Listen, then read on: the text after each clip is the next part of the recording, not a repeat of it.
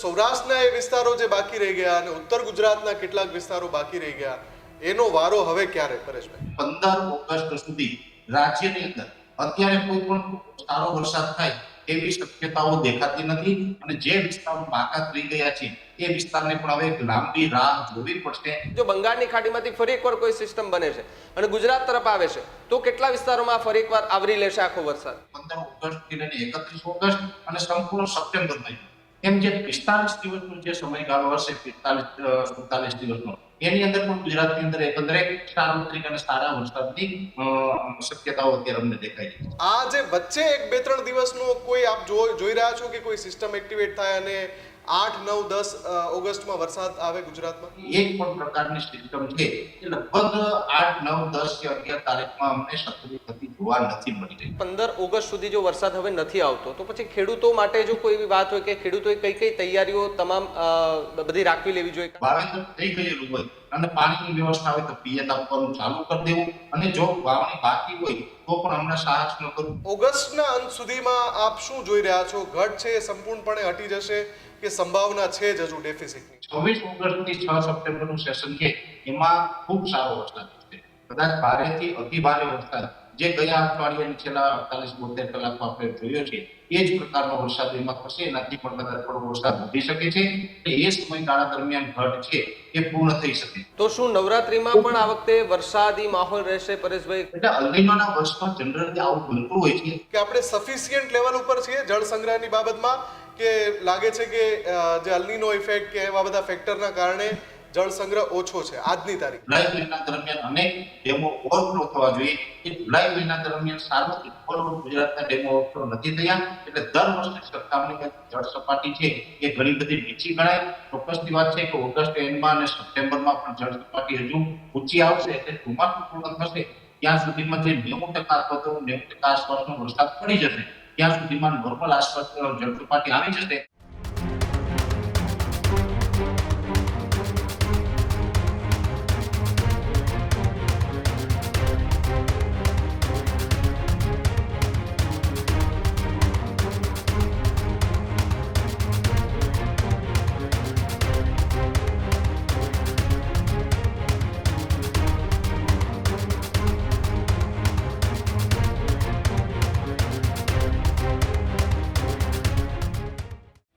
નમસ્કાર, ન્યૂઝરૂમ ગુજરાતમાં આપનું સ્વાગત છે. ગર્જનાદ સાથે હું છું મુફદ્દલ કપાસી અને હું છું ભાવિક. આજના ગર્જનાદમાં વાત કરવી છે ફરી એક સિસ્ટમ બનશે તો પછી ગુજરાતમાં કયા વિસ્તારમાં મેઘ તાંડવ થશે.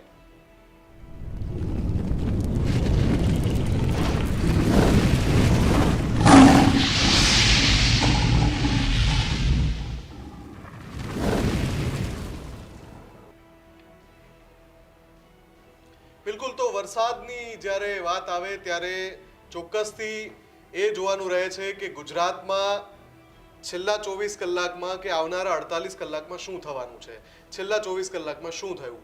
અને જ્યાં સુધી વરસાદી સિસ્ટમની વાત આવે તો આપણે હવામાન વિભાગ ઉપરાંત ઘણી બધી જે વેધર એજન્સી છે એનો પણ સહારો લેતા હોઈએ છીએ. 72 કલાક પહેલા શું થયું ગુજરાતમાં? એક એવી મજબૂત સિસ્ટમે એન્ટ્રી મારી કે 72 કલાક સુધી લાગ લગાડ ગુજરાતમાં વરસાદ પડશે એ પ્રકારના અનુમાન હવામાન વિભાગે આપ્યા. રેડ એલર્ટ અપાયા. મોટા ભાગના જિલ્લાના વહીવટી તંત્રે શાળાઓ સહિત શૈક્ષણિક સંસ્થાનો બંધ રાખ્યા.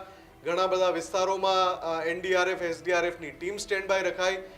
48 કલાક દરમિયાન લાગ લગાડ વરસાદ વરસ્યો. ચાહે દક્ષિણ ગુજરાત હોય, મધ્ય ગુજરાત હોય, સૌરાષ્ટ્રના કેટલાક ભાગ હોય, કચ્છના કેટલાક ભાગ હોય, ઉત્તર ગુજરાતના કેટલાક ભાગ હોય, વરસાદ વરસ્યો છે એમાં કોઈ ના નથી. 240 તાલુકા, જી હા, સરકારી આંકડા પ્રમાણે 240 તાલુકામાં 1 ઇંચથી લઈને 18 ઇંચ સુધી વરસાદ છેલ્લા 48 કલાકમાં પડ્યો છે. આ ડેટા સરકારે આપ્યો છે. પણ 72 કલાક જે વરસાદ વરસવાનો હતો એના બદલે શું એ સિસ્ટમ 24 કલાક પહેલા ઉત્તર ગુજરાત અથવા તો ઉત્તર રાજસ્થાન તરફ ફંટાઈ ગઈ કે પાકિસ્તાન તરફ ફંટાઈ ગઈ, અથવા તો એ સિસ્ટમ નબળી પડી? અને શું હવે સળંગ 6-7 દિવસ સુધી ગુજરાતમાં વરાપ નીકળવાનો છે? આ બધા સવાલો અત્યારે પૂછાઈ રહ્યા છે. ભાવિક, બિલકુલ. અને જે પ્રમાણે આપણે જોયું હતું કે સિસ્ટમ બંગાળની ખાડીમાંથી સર્જાય અને પછી જેમ જેમ નજીક આવે તેમ તેમ વધુ મજબૂત બનતી જોવા મળતી હતી. અને જેમ ગુજરાતમાં પહોંચે ને એમાં પણ ખાસ કરીને દક્ષિણ ગુજરાતમાં પહોંચે તો સુરત, વાપી, વલસાડ, ડાંગ, દમણ અને દાદરા નગર હવેલી આ વિસ્તારમાં ખૂબ સારો વરસાદ પડ્યો. ત્યાંથી સિસ્ટમ એ મધ્ય તરફ આવી રહી હતી. અમદાવાદ, ગાંધીનગરમાં પણ એની અસર થોડી ઘણી દેખાણી. જો કે 24 કલાકમાં એ સિસ્ટમ ફંટાઈ ગઈ, સૌરાષ્ટ્ર તરફ થોડી નીચે ગઈ. એટલે રાજકોટ સહિતના વિસ્તારમાં, રાજકોટ, ચોટીલા, સુરેન્દ્રનગર, સાયલા સહિતના વિસ્તારોમાં ભારેથી અતિભારે વરસાદ આપણે ગઈકાલે આપણે જોયો છે અને આજે પણ એ જ પ્રકારના દ્રશ્યો ત્યાંથી જોવા મળી રહ્યા છે કે ઠેર ઠેર જગ્યાએ પૂર જેવી સ્થિતિ જોવા મળી રહી છે. તો હવે આવનારી સિસ્ટમ જે છે એ કેટલી તારીખે બને છે અને આ 11 તારીખ અથવા તો 12 તારીખ આસપાસ શું ખરેખર તડકો નીકળશે, વરાપ નીકળશે, આજે એના વિશે વાત કરવી છે. હવામાન નિષ્ણાંત પરેશભાઈ ગોસ્વામી આપણી સાથે જોડાયા છે. એમની સાથે જ સીધી ચર્ચા કરીએ અને જાણીએ કે આગામી 10 થી 12 દિવસ રાજ્યમાં કેવા રહેવાના છે. પરેશભાઈ, સૌથી પહેલા તો સવાલ એ પૂછવો છે કે જ્યારે 72 કલાક સુધી એક સિસ્ટમ લાગલગાટ વરસે એ પ્રકારના સંકેતો મળી રહ્યા હતા, રવિવારે સવાર સુધી પહોંચતા એ સિસ્ટમ યા તો ડિસ્ટ્રોય થઈ ગઈ યા પછી રાજસ્થાન કે પાકિસ્તાન તરફ ફંટાઈ ગઈ. કેટલાક વિસ્તારો સૌરાષ્ટ્રના એવા છે કે જ્યાં આશા હતી કે બહુ સારો વરસાદ પડશે, પણ એ વિસ્તાર બાકી રહી ગયા. કચ્છમાં ચોક્કસથી મજબૂત હાજરી પુરાવી વરસાદે, પણ સૌરાષ્ટ્રના એ વિસ્તારો જે બાકી રહી ગયા અને ઉત્તર ગુજરાતના કેટલાક વિસ્તારો બાકી રહી ગયા, એનો વારો હવે ક્યારે, પરેશભાઈ? આ સિસ્ટમ છે ખૂબ મજબૂત હતી. આ મજબૂત સિસ્ટમ છે એ ગુજરાતની નજીક આવી અને પહેલો જે ટ્રેક હતો એ છોટાઉદેપુર અને જે રાજપીપળા વચ્ચેથી ગુજરાતમાં પ્રવેશ કરે એવો ટ્રેક હતો. પણ જે અરબ સાગરના જે ગરમ પવન અને એમાં પણ અરબ સાગરના જે ઉત્તર ભાગો છે એટલે કે જે કચ્છ, પાકિસ્તાન અને જે પશ્ચિમ સૌરાષ્ટ્રની વચ્ચેના જે અરબ સાગરના ભાગો છે એ ભાગો પરથી ગરમ પવનો આવી રહ્યા હતા. એ ક્યાંય ને ક્યાંય આ સિસ્ટમને આડઅસરરૂપ બન્યા છે, જેને કારણે સિસ્ટમ છે એ પશ્ચિમમાં ચાલવાની જગ્યાએ મધ્યપ્રદેશ બોર્ડરે આવી અને ત્યાંથી થોડીક ઉત્તર બાજુ ખસી એટલે અરવલ્લી પર થઈ અને રાજસ્થાન ઉપર આ સિસ્ટમ નીકળી. જો કે સિસ્ટમનો ત્યાંથી ટર્ન લાગ્યો અને સ્વાભાવિક રીતે કોઈ પણ મજબૂત સિસ્ટમ હોય એનો ટ્રેક ચેન્જ કરે છે ત્યારે એ સિસ્ટમ નબળી પડતી હોય છે. એટલે એ સિસ્ટમ જે ડિપ્રેશન હતું એમાંથી નબળી પડી અને વેલમાર્ક લો પ્રેશર અને ત્યારબાદ લો પ્રેશરમાં પરિવર્તિત થઈ.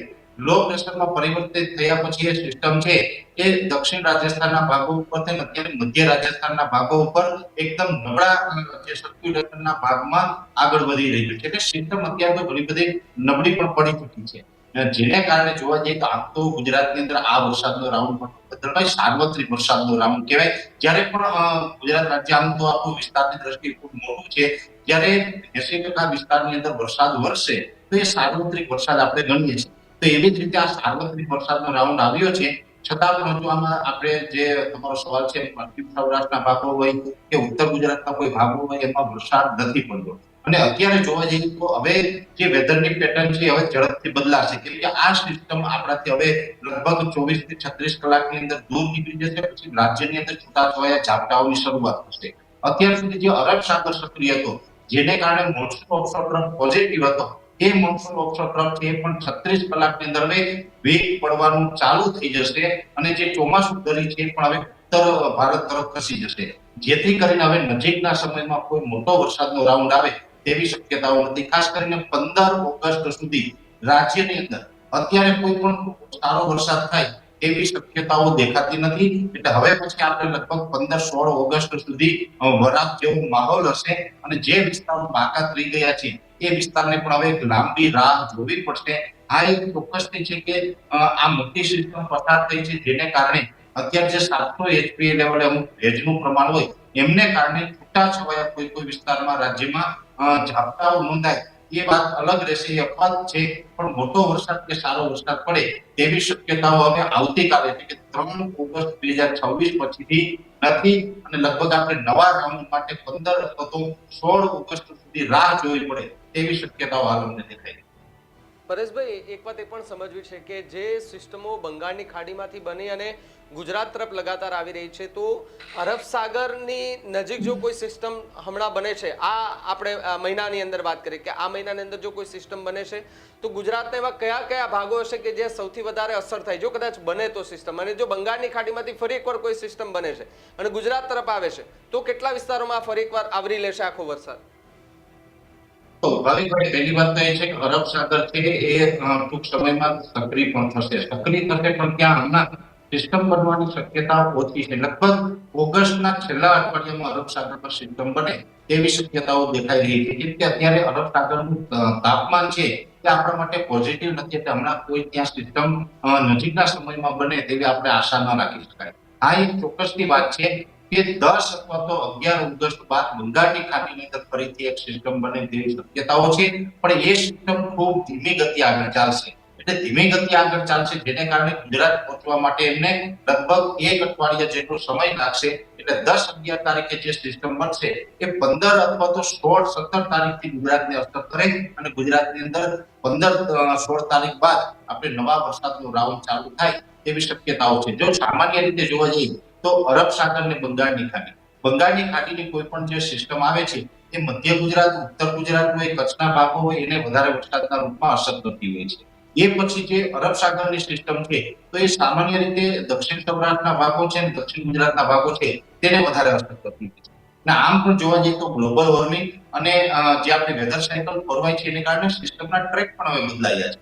આમ તો જોવા જઈએ તો હવે આ જે છેલ્લી સિસ્ટમ એટલે કે જે 48 કલાક આપણા ઉપર વરસાદના રૂપમાં અસર કરી અને રાજસ્થાન તરફ સિસ્ટમે જે ટર્ન લગાવ્યું છે એ સિસ્ટમ તો એવું પણ સૂચવી રહી છે કે હવે આવનારા દિવસમાં જે આપણા સિસ્ટમના જૂના ટ્રેક હતા એ મુજબ પણ વરસાદની પેટર્ન ચાલે તો પણ સારી વાત છે. કારણ છે કે બંગાળની ખાડીની સિસ્ટમો છે એ ભલે અત્યારે છેલ્લા 5-7 વર્ષથી આપણે ગુજરાત ઉપર વરસાદના રૂપમાં અસર કરતી હોય, મોટા ભાગે એવું બને કે બંગાળની ખાડીની સિસ્ટમ છે મધ્યપ્રદેશ સુધી આવે, ત્યાંથી પછી ઉત્તર તરફના એના ટ્રેક છે એ જે આપણા વર્ષોના જે ટ્રેક છે ડેટા બોલે છે IMD ના એ મુજબ એ ઉત્તર તરફ સિસ્ટમ જલ્દી ગ્લોબલ વોર્મિંગને કારણે એના ટ્રેક ચેન્જ થયા છે અને ગુજરાત ઉપર આવે છે.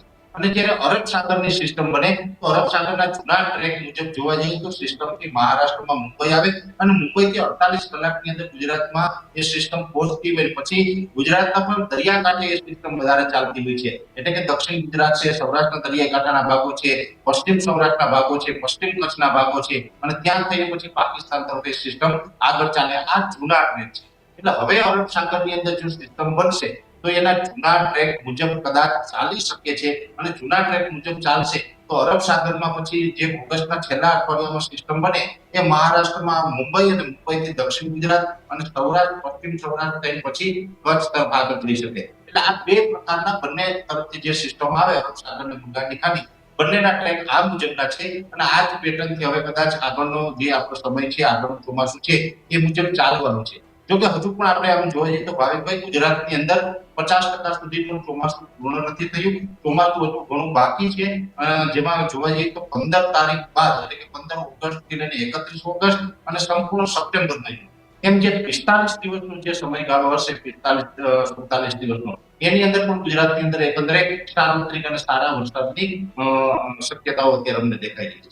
પરેશભાઈ, જો વરસાદ હજુ ખેંચાય છે, માની લે કે આપણે 15 ઓગસ્ટ સુધી જો વરસાદ હવે નથી આવતો તો પછી ખેડૂતો માટે જો કોઈ એવી વાત હોય કે ખેડૂતોએ કઈ કઈ તૈયારીઓ તમામ બધી રાખવી લેવી જોઈએ? કારણ કે વાવણીની જે તૈયારી કરી હતી જ્યાં જગ્યાએ ત્યાં સારો વરસાદ થઈ ચૂક્યો છે, અને ખાસ કરીને દ્વારકા, જામનગર અને આસપાસના વિસ્તારોમાં હજુ પણ જે વાવણી લાયક વરસાદ જે છે તે નથી પડ્યો. તો હવે ખેડૂતોએ કઈ સ્થિતિનું એક કહેવાય ને કે કયો એક રસ્તો એવો અપનાવવો જોઈએ કે જેને એમને પણ મુશ્કેલી ન પડે અને વરસાદ જો આવે છે તો એ વાવણી પણ સમયસર થઈ જાય? જો ભાવિકભાઈ આમ જોવા જઈએ તો હવે પશ્ચિમ સૌરાષ્ટ્રના ભાગો વાવણીમાં બાકાત છે, બાકી તો ઓલ ઓવર ગુજરાતની અંદર વાવણી થઈ ગઈ છે. પશ્ચિમ સૌરાષ્ટ્રની અંદર જો જામનગરની વાત કરવા જઈએ તો જામનગરમાં પણ બધા જ વિસ્તારો બાકાત નથી. જામનગરના પૂર્વ ભાગો છે, જામનગરના જે દક્ષિણ પૂર્વ ભાગો છે એ બધામાં વાવણી થઈ ચૂકી છે. જામનગરના પશ્ચિમ ભાગો અને દરિયાઈ કાંઠાના જે વિસ્તારો છે એમાં વાવણી બાકી છે. દ્વારકા જિલ્લાના લગભગ કહી શકાય કે મોટા ભાગના વિસ્તારો બાકી છે. સૌથી વધારે પરિસ્થિતિ દ્વારકા જિલ્લાની ખરાબ છે. એ પછી પોરબંદર જિલ્લો છે તો પોરબંદરના 50% વિસ્તારની અંદર વાવણી લાયક વરસાદ છે, 50%માં નથી. એટલે બધું જ મેળવીને જોવા જઈએ તો ટોટલ 2 જિલ્લા થાય, 50% પોરબંદર, 50% જામનગર અને દ્વારકા જિલ્લો, 2 જિલ્લા છે ગુજરાતની અંદર એ વાવણીથી વંચિત છે. અને એને આ રાઉન્ડની અંદર એટલે હજુ પણ જે 24 કલાક જે આ સિયર ઝોન છે ને એના કારણે જો વાવણી લાયક વરસાદ ન પડે તો 24 કલાક બાદ પછી એની વરસાદની આશા ન રાખવી. વાવેતર થઈ ગયેલું હોય અને પાણીની વ્યવસ્થા હોય તો પિયત આપવાનું ચાલુ કરી દેવું, અને જો વાવણી બાકી હોય તો પણ હમણાં સાહસ ન કરવું. નવો વરસાદનો રાઉન્ડ 15 તારીખ બાદ આવે ત્યારે વાવેતર એ પછી કરી શકે. અને 15 ઓગસ્ટ બાદ જો વરસાદનો રાઉન્ડ આવે તો કપાસ અથવા તો મગફળી જેવા પાકોનું વાવેતર ન કરી શકાય. એના માટે આ સમય લેટ ગણાય. એટલે 15 ઓગસ્ટ બાદ જો વાવેતર થતું હોય તો એરંડા, તુવેર, સોયાબીન, અડદ, મગ અને તલ આ પ્રકારના પાકો છે એ પશ્ચિમ સૌરાષ્ટ્રના ખેડૂતો છે એ વાવી શકે. તો શું નવરાત્રીમાં પણ આ વખતે વરસાદી માહોલ રહેશે? પરેશભાઈ, ખેલૈયાઓએ આ વખતે પણ વરસાદમાં ગરબા રમવા પડશે આ વખતે? જો ભાવિકભાઈ, પહેલી વાત તો એ છે કે અલ્નીનોનું વર્ષ છે, એટલે અલ્નીનોના વર્ષમાં ઘણી વખત હવામાનનું આપણું જે અનબેલેન્સ છે એ રહેતું હોય છે. ઠીક છે, આપણા માટે આયોડી છે પોઝિટિવ છે. અને આપણે, મને યાદ છે ત્યાં સુધી આપણે ન્યૂઝના માધ્યમથી મુકદ્દરભાઈ ચર્ચા કરતા હતા કે ભાઈ અલ્નીનો આવવાનું છે પણ આયોડી પોઝિટિવ રહેશે, જેથી કરીને ગુજરાત ચોમાસું નબળું નહીં થાય. એટલે કમસે કમ ગુજરાતના 90% વિસ્તારમાં તો અત્યારે સારું પડશે, 10% વિસ્તાર પશ્ચિમ સૌરાષ્ટ્ર જેવા છે. એટલે અલ્નીનોના વર્ષમાં જનરલી આવું બનતું હોય છે. સામાન્ય રીતે જોવા જઈએ તો 10 ઓક્ટોબરે આપણે ચોમાસું છે એ ગુજરાતમાંથી વિદાય લે તેવી શક્યતાઓ છે. 10 ઓક્ટોબર બાદ જે વરસાદ પડતા હોય તો એ વરસાદ છે થંડરસ્ટોર્મ એક્ટિવિટી ના હોય કે બપોર બાદના સેશનમાં કલાક 2 કલાક માટેના ઓછા સમય માટે આવે અને ગાજવીજ અને પવન સાથે તોફાની વરસાદ પડી જતા હોય છે. એ વરસાદ છે આપણે 25 ઓક્ટોબર સુધી ચાલશે. એટલે 10 ઓક્ટોબર થી 25 ઓક્ટોબરના સેશનમાં જે થંડરસ્ટોર્મ એક્ટિવિટીના વરસાદ છે, પણ એ વરસાદ પણ દક્ષિણ ગુજરાત અને સૌરાષ્ટ્રના દરિયાઈ કાંઠામાં હશે. એટલે ગુજરાતના બીજા વિસ્તારોને અસર કરતા નહીં જોવા મળે. પણ 10 ઓક્ટોબર સુધી છે એ હજુ ગુજરાતના લગભગ તમામ વિસ્તારોને વરસાદ છે ક્યાંક ને ક્યાંક અસર કરે અને ત્યાં સુધી ચોમાસું ચાલુ રહે એવી શક્યતાઓ છે. એટલે નવરાત્રીનો સમય પણ મારા ખ્યાલથી લગભગ આમ એક્ઝેક્ટ યાદ નથી, પણ કદાચ 10 ઓક્ટોબર સુધીમાં જ આવતો હશે. તો નવરાત્રીનો સમય જો 10 ઓક્ટોબર પહેલા આવતો હોય તો એને ચોક્કસથી વરસાદ છે મળી. પરેશભાઈ, બે સવાલ મારે પૂછવા છે, પણ પહેલો સવાલ એ કે ન્યૂઝરૂમ પર જે વેધર એક્સપર્ટની પેનલ બેસે છે, 4 થી 5 વેધર એક્સપર્ટ બેસે છે, એમાંથી મને યાદ છે કે બે વેધર એક્સપર્ટ એવું કહ્યું હતું કે ઓગસ્ટની શરૂઆતમાં તો વરસાદ આવશે જ, જે આ હમણાં પડ્યો 48 કલાક પછી. એમણે એક રાઉન્ડ કહ્યો હતો લગભગ 8 થી 9 ઓગસ્ટ આસપાસ, કે જ્યાં 2-3 દિવસ વરસાદ પડે, લગભગ 72 કલાક વરસાદી માહોલ અને સારો એવો વરસાદ પડે. અને બે એક્સપર્ટે આપની જેમ જ 15મી ઓગસ્ટની તારીખ આપી છે.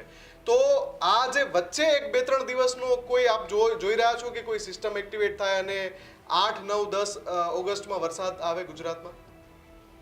જો મુકદ્દરભાઈ, અત્યારે જે અમે આજની તારીખે લેટેસ્ટ પ્રિડિક્શન અમારું છે અલગ અલગ મોડેલોના આધારે છે, જેમાં ECM, WM હોય, GFS મોડેલ હોય, બીજા પણ અન્ય જે IMD ના મોડેલ છે, દરેક મોડેલોના માધ્યમથી અમારું જે પ્રિડિક્શન છે એ પ્રિડિક્શન બાદ જે અમારો એક વર્ષોનો અનુભવ છે, આ અનુભવના આધારે જે અમે તારણ કાઢેલું છે એ તારણ વિશે વાત કરું છું. કેમ કે સાયક્લોનિક સર્ક્યુલેશન હોય, લો પ્રેશર હોય, હાઈ પ્રેશર હોય, અથવા તો મોન્સૂન ટ્રફ હોય, ચોમાસું ધરી હોય, જે આપણે કહી શકાય કે બંગાળની ખાડીની સિસ્ટમ હોય, અરબ સાગરની સિસ્ટમ હોય, કોઈ ટ્રફ બનવું, આ જે તમામ જે શક્યતાઓ છે જેને કારણે વરસાદ આવતો હોય છે, એ તમામમાંથી એક પણ પ્રકારની સિસ્ટમ છે એ લગભગ 8, 9, 10 કે 11 તારીખમાં અમને સક્રિય થતી જોવા નથી મળી રહી. એટલે મારા માનવા પ્રમાણે તો 8, 9, 10 કે 11 થી જે કહી રહ્યા છે એ સમયમાં વરસાદની શક્યતાઓ હાલ મને દેખાતી નથી. પછી અચાનક જો કોઈ રેર એન્ડ રેર કેસમાં એવું બનતું હોય કે અચાનક કોઈ સિસ્ટમ ડેવલપ થાય અને વરસાદનો લાભ મળે તો વાત અલગ છે. પણ મારા જે કહી શકાય કે 15 વર્ષનો જે અનુભવ છે વેધરની અંદર, એમાં હું એટલું ચોક્કસથી કહી શકું કે 8, 9, 10 તારીખ કે 11 તારીખમાં કોઈ સારા વરસાદની શક્યતાઓ ગુજરાતમાં હાલ મને વ્યક્તિગત દેખાય. ઓકે, હવે જે મારે બીજો સવાલ જે પૂછવો હતો કે આજે જ એક રિપોર્ટમાં હું આજ સવારનો અપડેટ વાંચી રહ્યો હતો કે ચોમાસાની જે અત્યાર સુધીની વરસાદની ઘટ છે એ ઘટમાં ઘટાડો થયો છે. એટલે કે હવે 11% આવીને રહી ગઈ છે. જે ઓગસ્ટનો ઓપનિંગ સ્પેલ અને જુલાઈના છેલ્લા 10 દિવસનો જે સ્પેલ રહ્યો એમાં સારો એવો વરસાદ પડ્યો, ન માત્ર ગુજરાત, આખા દેશમાં. એના કારણે આ ઘટ છે એ 11% આવી ગઈ. હવે આ આગામી જે આપ રાઉન્ડ કરી રહ્યા છો 15 થી લઈને 15 ઓગસ્ટથી સળંગ 7 દિવસ કે 15 દિવસ જે પણ નેક્સ્ટ રાઉન્ડ આવે, તો ઓગસ્ટના અંત સુધીમાં આપ શું જોઈ રહ્યા છો? ઘટ છે એ સંપૂર્ણપણે હટી જશે કે સંભાવના છે જ હજુ ડેફિસિટની? મુકદ્દરભાઈ, વરસાદની ઘટ છે ચોક્કસથી પૂર્ણ થશે, પણ એ પૂર્ણ થવાની શક્યતા વધારે પડતા તો 26 ઓગસ્ટ થી લઈ અને 6 સપ્ટેમ્બરનું સેશન હશે, 10-11 દિવસનો જે સમયગાળો હશે એમાં ઘટ પૂર્ણ થવાની શક્યતાઓ લાગી રહી. જે 15, 16 કે 17 તારીખ આસપાસ જે રાઉન્ડ ચાલુ થવાનું છે એ રાઉન્ડ પણ મધ્યમ હશે, એમાં કોઈ અતિ ભારે વરસાદ આવે એવી શક્યતાઓ તો અત્યારે દેખાતી નથી. પણ આ એક ચોક્કસથી છે કે ખેડૂતોને ખેતી પાકમાં જે પાણીની જરૂર પિયત ન આપવું પડે અને વરસાદ વરસી જાય એ પ્રકારનો ચોક્કસથી વરસાદ હશે, સાર્વત્રિક વરસાદ હશે. પણ ઘટપૂર્ણ છે એ વરસાદથી નહીં થાય, કેમ કે જે સમય જશે, કેમ કે અત્યારથી પણ હવે 15 તારીખ સુધીનો જે સમય આવે છે તો એ સમયમાં વરસાદ ન પડે તો ઘટ હજુ પણ વધવાની છે. એટલે એ ઘટને આપણે જે 16-17 તારીખથી વરસાદ ચાલુ થશે એ પૂર્ણ નહીં કરી શકે. 26 ઓગસ્ટથી 6 સપ્ટેમ્બરનું સેશન છે એમાં ખૂબ સારો વરસાદ થશે. કદાચ ભારેથી અતિ ભારે વરસાદ જે ગયા અઠવાડિયાની છેલ્લા 48-72 કલાકમાં આપણે જોયો છે એ જ પ્રકારનો વરસાદ એમાં થશે. એનાથી પણ કદાચ થોડો વરસાદ વધી શકે છે. એટલે એ સમયગાળા દરમિયાન ઘટ છે એ પૂર્ણ થઈ શકે. છતાં પણ તમને આપણે જણાવું છું કે જે મુકદ્દરભાઈ સપ્ટેમ્બરનું સંપૂર્ણ સેશન છે અને 15 ઓક્ટોબર સુધી આપણે ચોમાસું ઓફિશિયલી ગણવામાં આવે છે. 4 મહિનાનું ગુજરાતની અંદર ચોમાસું છે જે 15 જૂનથી ચાલુ થાય અને 15 ઓક્ટોબરે પૂર્ણ થતું હોય છે. હવે એ 4 મહિનાનું ચોમાસું પૂર્ણ થશે ત્યાં સુધીમાં ઓલરેડી જોવા જઈએ તો ગયા વર્ષની સરખામણીએ 15-17% ઘટ તો રહેવાની છે. અને મને યાદ છે ત્યાં સુધી મુકદ્દરભાઈ આપની સાથે પણ મેં ચર્ચા કરી હતી કે ગુજરાતનું ચોમાસું નબળું નથી થવાનું, પણ વરસાદની ઘટ હશે. આપણે ગયા વર્ષે 109% વરસાદ વરસ્યો હતો. બની શકે કે 2026નું વર્ષ થાય ત્યાં સુધીમાં 90 થી લઈને 93% વરસાદ પડશે. એટલે એટલી ઘટ છે ચોમાસું પૂર્ણ થતા આપણે ચોક્કસથી જોવા મળવાની છે. ઓકે પરેશભાઈ, અંતિમ સવાલ. જળાશયોની જે સ્થિતિ છે ગુજરાતમાં વરસાદ પછી, એ આજે જે રિપોર્ટ આવ્યો છે એ મુજબ ઘણી બધી સારી છે. જે આપણે જુલાઈના મધ્યમાં જોઈ રહ્યા હતા એના કરતાં આજે મેં કહ્યું એમ છેલ્લા 10 દિવસનો 12 દિવસનો જે સ્પેલ રહ્યો એમાં ઘણું બધું એવું વરસાદ આવ્યો કે જેના કારણે ઘણા ડેમ ઓવરફ્લો થયા, ઘણા ડેમમાં સારો એવો જળ સંગ્રહ થયો. આપ સ્થિતિ શું જોઈ રહ્યા છો આ અત્યારના તબક્કે, કે આપણે સફિશિયન્ટ લેવલ ઉપર છીએ જળ સંગ્રહની બાબતમાં, કે લાગે છે કે જે અલ્નીનો ઇફેક્ટ કે એવા બધા ફેક્ટરના કારણે જળ સંગ્રહ ઓછો છે આજની તારીખે? જો આજની તારીખે જોવા જઈએ તો આ ઓછો કહેવાય. એનું કારણ છે ઓલ ઓવર ગુજરાતમાં જે સાર્વત્રિક ગુજરાતમાં જે જળ સંગ્રહ થવો જોઈએ એ હજુ નથી થયો. હજુ ઘણા બધા ડેમોની સપાટી છે એ સામાન્ય કરતા ઓછી છે. જો કે આવનારા સમયમાં એ ડેમોથી ભરાશે. અને આમ પણ જોવા જઈએ તો જ્યારે પણ રાજ્યની અંદર 80% ઉપર વરસાદ થાય ત્યારે ચોક્કસથી આ જે જળ સપાટી છે એના નોર્મલ લેવલે આવતી હોય છે. હજી આપણે 80% સુધી પણ વરસાદની અંદર નથી પહોંચ્યા.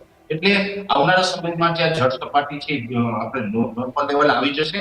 ખાસ કરીને આમ જોવા જઈએ તો જૂન અને જુલાઈ આ બંને મહિનાથી આપણા માટે ખૂબ વીક પણ રહ્યા છે. આ એક વાત અલગ છે કે 2 રાઉન્ડની અંદર અનેક વિસ્તારની અંદર અતિવૃષ્ટિ ચોક્કસથી થઈ છે, પણ જે લાંબો વરસાદનો રાઉન્ડ ચાલવો જોઈએ, ખાસ કરીને જુલાઈ મહિના દરમિયાન અનેક ડેમો ઓવરફ્લો થવા જોઈએ. એ જુલાઈ મહિના દરમિયાન સાર્વત્રિક ગુજરાતના ડેમો ઓવરફ્લો નથી થયા. એટલે દર વર્ષની સરખામણીમાં જળ સપાટી છે એ ઘણી બધી નીચી ગણાય. ચોક્કસની વાત છે કે ઓગસ્ટ એન્ડમાં અને સપ્ટેમ્બરમાં પણ જળ સપાટી હજુ ઊંચી આવશે. એટલે ચોમાસું પૂર્ણ થશે ત્યાં સુધીમાં જે 90% અથવા તો 90% આસપાસનો વરસાદ પડી જશે ત્યાં સુધીમાં નોર્મલ આસપાસ જળ સપાટી આવી જશે, જેથી કરીને આવનારા સમયમાં શિયાળો હોય ઉનાળો હોય એ સમયગાળા દરમિયાન ગુજરાતને પાણીની કિલ્લત પડે એવી શક્યતાઓ નથી. એટલે આમાં કોઈ આપણે તંત્રએ કે નાગરિકોએ ક્યાંય અત્યારથી પેનિક ન થવું, ક્યાંય ચિંતામાં ન આવવું, કેમ કે હજુ પણ ચોમાસું ઘણું બાકી છે અને ગુજરાતમાં વરસાદ વરસશે, પાણીની વ્યવસ્થા પણ થશે, જેથી કરીને અત્યારથી કોઈ ચિંતા કરવાની બહુ જરૂર નથી દેખાતી.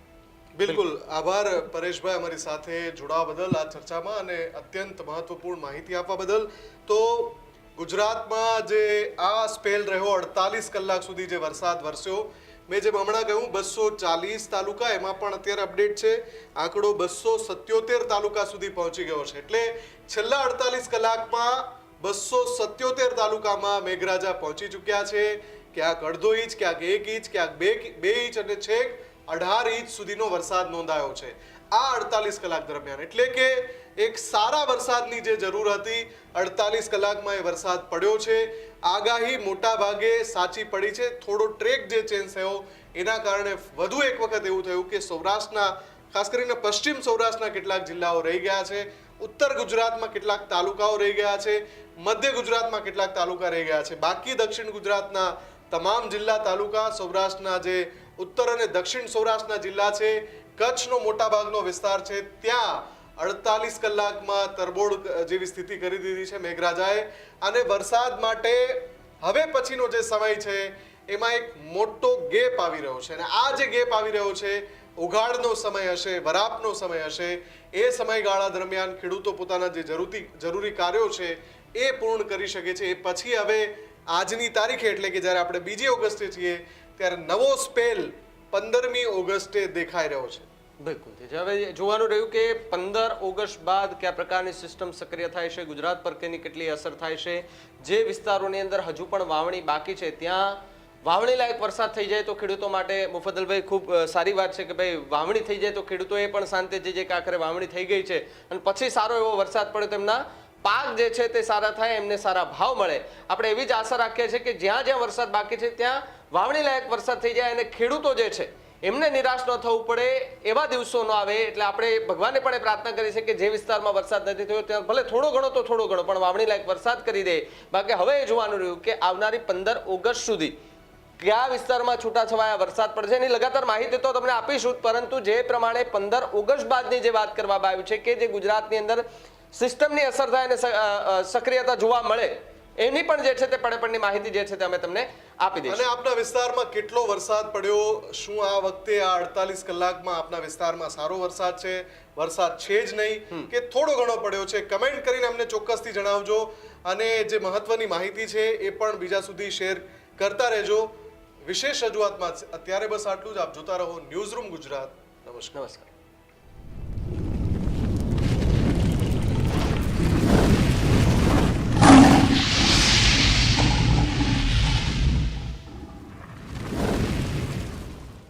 ખેડૂત ભાઈઓ છે ખેતરમાં ડ્રોન ઉડાવતા હોય છે ત્યારે આપણે એક પ્રશ્ન સતાવતો હોય છે કે જે આપણે અત્યાર સુધી જીપીએસ ટેકનોલોજીવાળા ડ્રોન વાપર્યા છે, જેથી કરીને મોબાઈલ ટાવર છે અથવા તો હાઈ ટેન્શન લાઇન પસાર થતી હોય, કોઈ વૃક્ષો હોય, ત્યારે જે જીપીએસ ટેકનોલોજીવાળા ડ્રોન છે એમાં ટકરાય અને ટ્રેસ થાય છે. પણ એગ્રીઓન લાવ્યું છે GNSS ટેકનોલોજી ડ્રોન, જેથી કરીને એ ડ્રોન છે એ કોઈ જગ્યાએ ટકરાય નહીં, પોતાની રીતે જ ડિસિઝન લે છે અને મૂવ થઈ જાય છે. જેથી કરીને GNSS ટેકનોલોજી ડ્રોન છે એ વાપરવાનો આગ્રહ રાખો.